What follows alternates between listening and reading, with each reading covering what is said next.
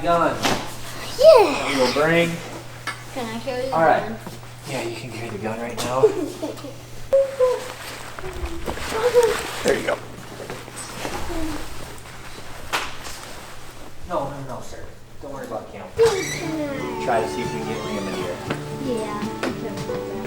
Peace. All right.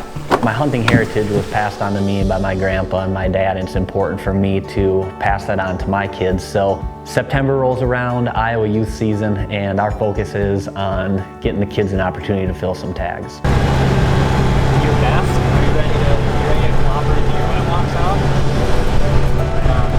This is gonna be perfect, I think, buddy.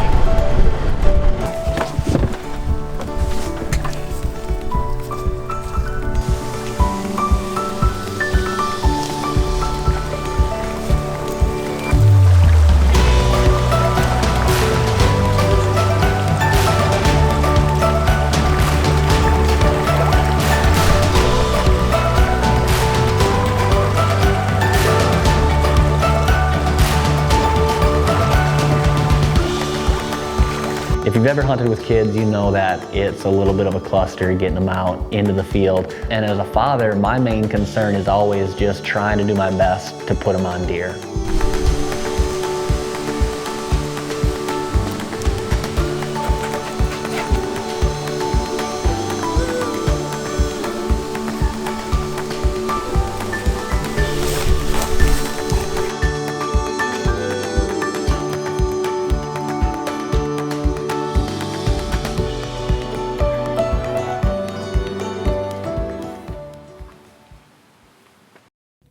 Full Draw Adventures is brought to you by the Ultra Rest by Quality Archery Designs, America's Archery Accessories. Sitka, turning clothing into gear. Dead Center Archery Products, American-made precision-engineered stabilization solutions. And Shine's White Oak Acorn Scent and Attractants.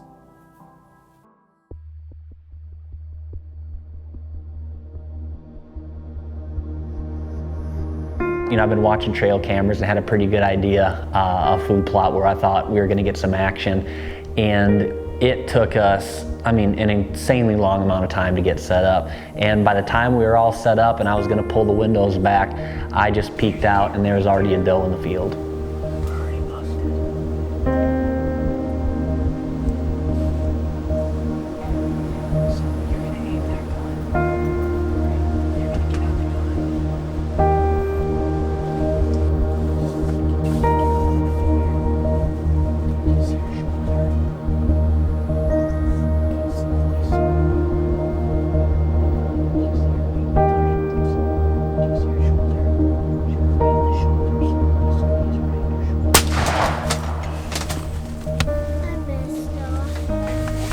The first thing that Liam said was that he missed the deer, and I knew that A, it wasn't a far shot, and B, I had confidence in Liam's shooting. As long as he was on her when he pulled the trigger, I felt pretty confident in his kill, but you can never take a kid's word for it, so fingers were kind of crossed a little bit as we headed out into the field to see if we could find blood. All right, give her about a half an hour, and then you and me will go out there slowly and we'll kind of look around for blood, okay? All right, we'll see what happens then. Good job, I'm proud of you, even if you missed. Good job, you showed good patience and stuff, but you feel kind of good about the shot.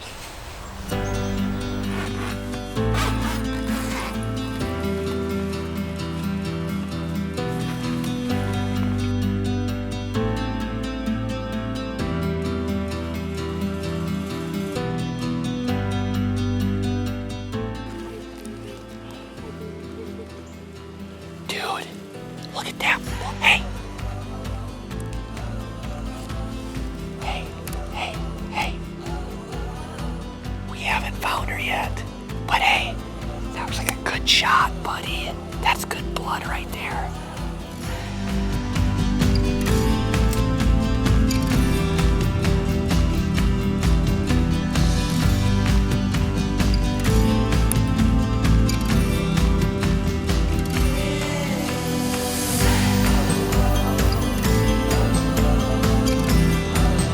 Liam picked up blood in the food plot right away, and tracked the doe up the side of the ridge, and she probably didn't run more than 50 yards.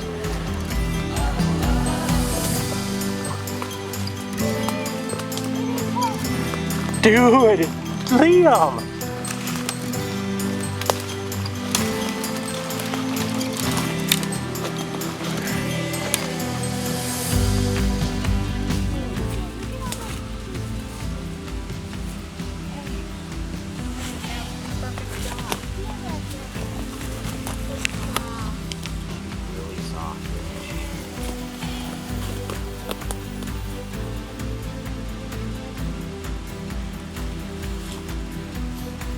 I enjoy hunting personally, but there is just something that is really special about being able to take your son out and have them experience something that you're so passionate about for the first time. And to do that that night with Liam was just a blessing.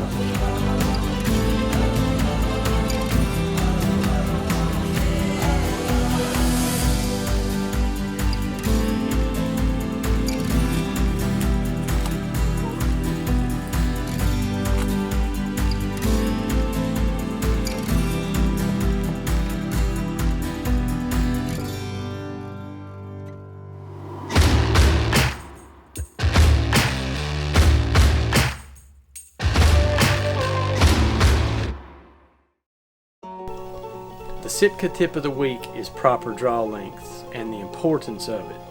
With too long a draw length, you usually end up with an overextended arm, which would look something like this, really straight. And a lot of times you'll also end up with an anchor too far back. You can have variations of this where you'll have a bent arm and your anchor too far back, or you'll have your anchor right and a very overextended arm. This will cause left shots on a right-handed archer, right shots on a left-handed archer. It will also create a bow arm that will not sit still. Without the ability to bend that arm and hold the stability and push, pull as you're aiming and shooting, your bow arm seems to move around. Full Draw Adventures is brought to you by True Ball Archery, the real #1. Anyone can claim it, we can prove it. Axel Sights and Scopes, leading technology, proven results. Black Eagle Arrows, the best precision carbon arrows. Ozonics, undetectable, undeniable.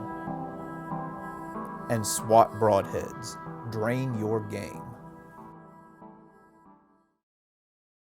October rolled around, and with one youth tag out of the way, my focus just switched full circle to bow season.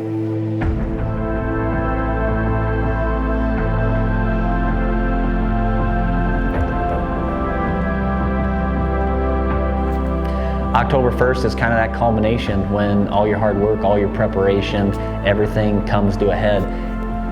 There is no better feeling than climbing that tree stand opening morning and starting the season off.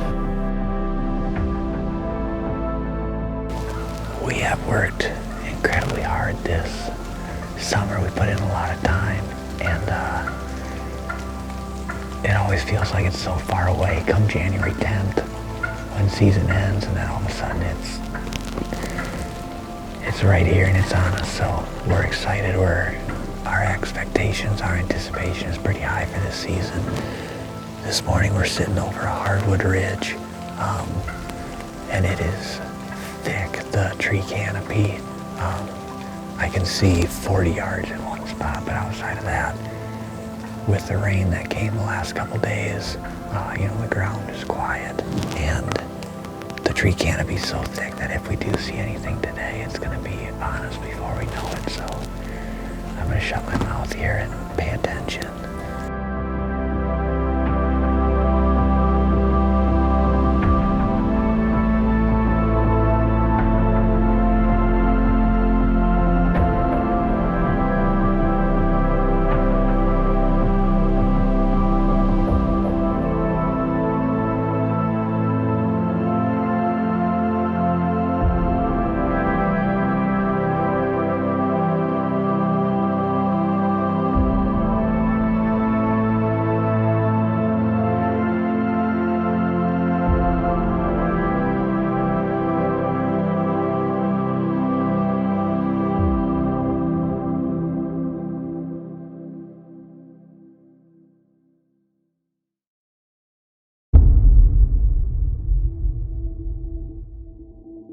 We have a pretty good spot for morning sits in October, and I know a lot of people don't tend to sit mornings early in the season, but it sets up really nice. We can get in and out clean. It's right in between where they feed and where they historically do a lot of bedding, and we spend a lot of time there early season in the mornings.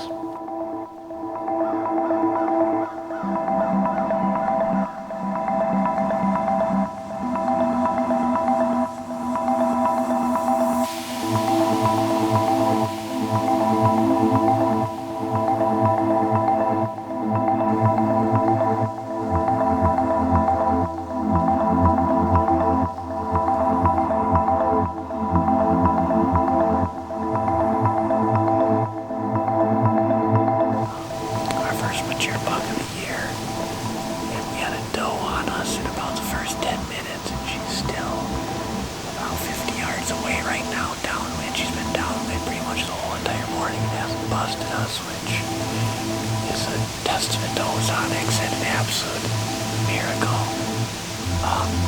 But we had a shooter come in.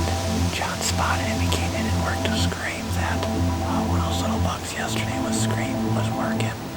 You know, we got a little bit of a cold front in early October, and we were sitting in that stand that plays out well for early season, and I think it was about the 15th that we had our first encounter with an 8-pointer that we had a few pictures of.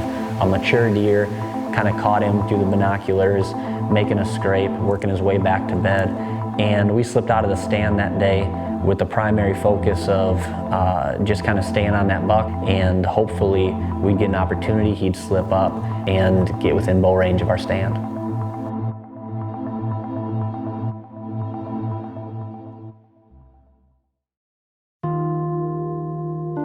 This segment brought to you by Matthews Archery.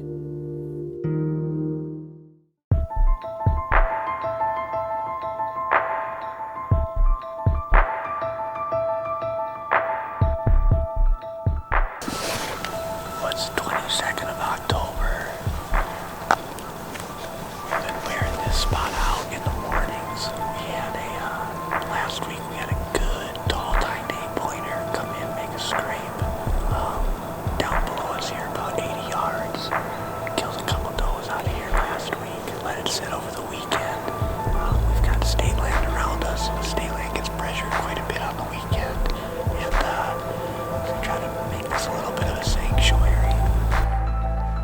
You know, we were feeling a little bit of a time crunch. We had a hunt to go and film in New Mexico for elk at the end of October, and each and every day that went by, on one hand added a little bit more stress, but on the other hand kind of added that feeling of thinking that, you know, if he wasn't there today, he might be there tomorrow.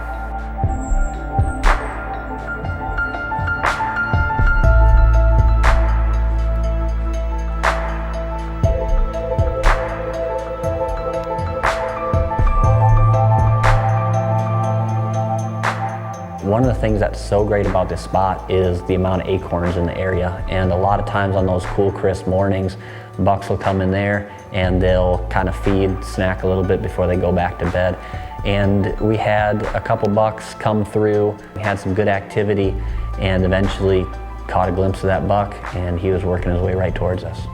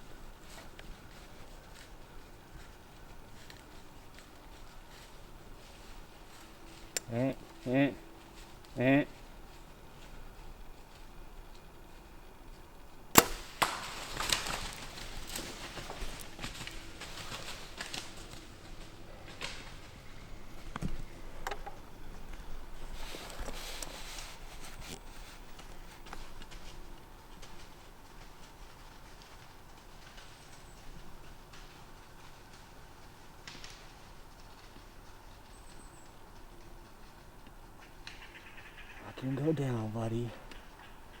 Watch him go down.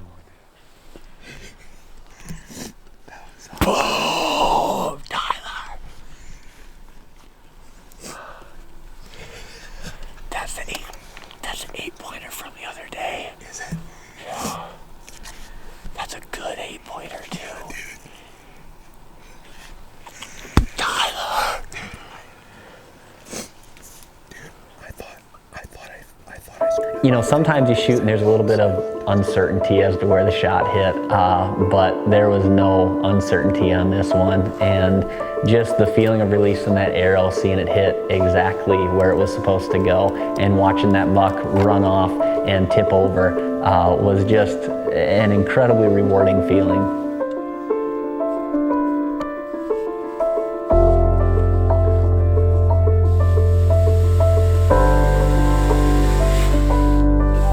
Hunting for me is so much more than just a kill.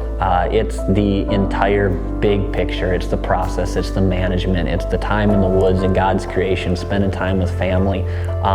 Without all that, you know, the kill isn't worth a whole lot. But it's because of that whole entire process that I love to hunt so much. It's really the time, the effort, the work, the experience that makes that end result so rewarding.